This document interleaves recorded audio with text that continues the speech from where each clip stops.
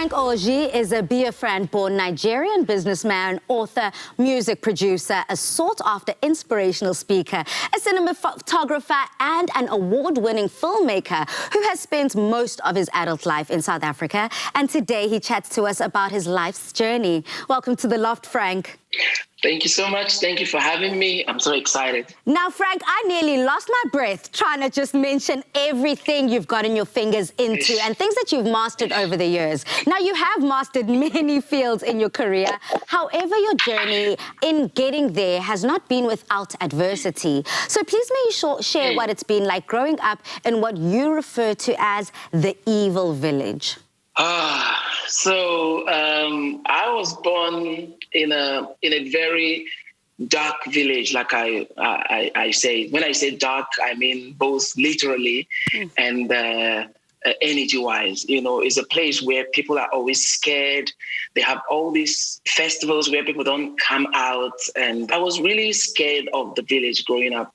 I didn't like it at all. There was something about it that always made me afraid. I couldn't wait to get out of the village. Even up until today, my family knows that I don't like the village, my village specifically. It was very tough. And sometimes I still have dreams of the fear that I felt, you know, those days as a little child. Even though now I've overcome some of them, but somewhere there is still that diabolic thing that I connect to the village, yes. I understand that. Sometimes you can't even express how you feel about something that is so deeply entrenched within you. But I definitely feel what you're speaking about. On today's show, Frank, we're speaking to Thandi Dry. And she essentially also grew up in a foster home, found this incredible mother. To see her to be the music maven that she is today.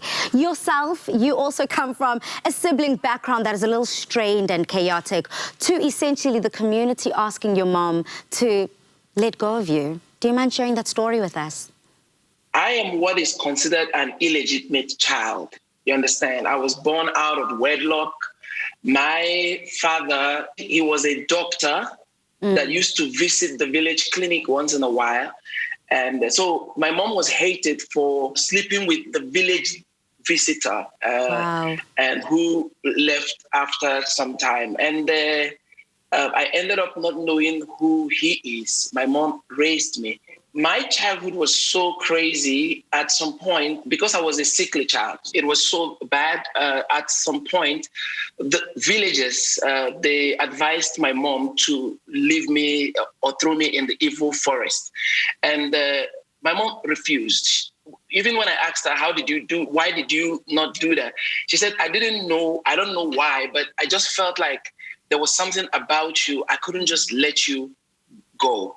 So you grow up with this pain, you grow up with this rejection. But as time goes on, I started to find the strength from inside. I started to realize that there is nobody outside that is going to come and make me feel better, because whatever that I need has already been built inside of me. So I spent a lot of my time alone. And in those times, I started to connect to my higher self.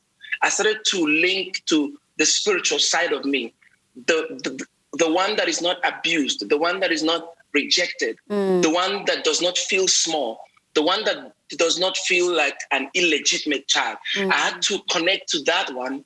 And that's where I found my strength. That's why I knew that nobody was coming to save me. I had to save myself. Frank, you then turned this pain into writing, and you've established this very powerful book that I can't wait to get my hands on. Please may you share this book and what you want audiences to walk away with. My book is called No One Is Coming For You. The title kind of gives you a clue into what I'm trying to say. And it's a book that sends a strong message to Africans. Africa, we have to find our own solution homegrown. We have to build it from here. I'm trying to tell individuals who have been rejected, despised, called names, bullied, and all kinds of stuff. I'm trying to tell them that, guys, there is something in you that cannot be broken. And that is the power of your human spirit. My book is, I don't consider it motivational because it's hard-hitting. It tells you the truth, but not from a place of hyping you up. It's from a place of realizing that your truth is the only thing that can set you free, not the one that anybody else is telling you. And there's an incredible amount of freedom that comes to being self-sufficient within your community, within your society, and be able to look within. Now, I know you're also very passionate about all things women because, you know, Frank, it is Women's Month here on Afternoon Express, and you are a committed husband to your wife, Alicia, and a loving father to your 3 daughters, Talita, Phoenix, and Joy. Tell us about them and how you and your wife are teaching your beautiful girls to step into their own power and become strong, independent women when they grow up. So I've got a very strong women impact in my life. My mother, the most beautiful woman ever. My wife, the most beautiful woman. Actually, every woman in my life is the most beautiful woman. My wife is very strong, very principled. It works for both of us because I'm also very strong, very principled, very driven.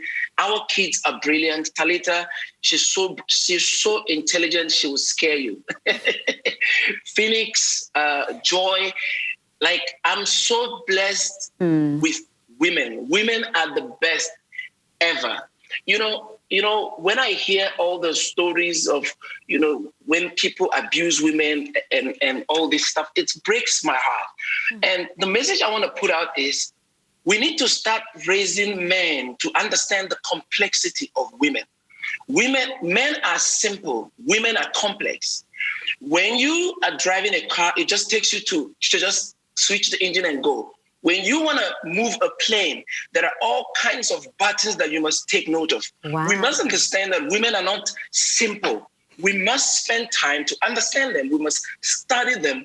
We must understand what moves them, what makes them tick. Women are creators. Women are makers. They make other human beings. Yeah. How do you not have respect for a human being that can make another human being? Like how difficult is that to understand? The and Frank, can I tell you something?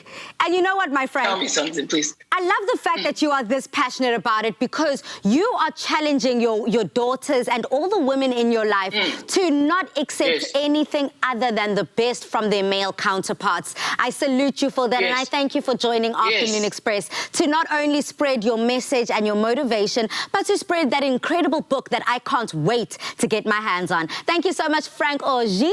Of course, a man of many talents, but right now we're celebrating him as an author. Bye. Thank you so much. Thank you. South Africa, please do head over to our social media platforms if you are as moved and inspired as I am by Frank. But remember to use that hashtag Afternoon Express.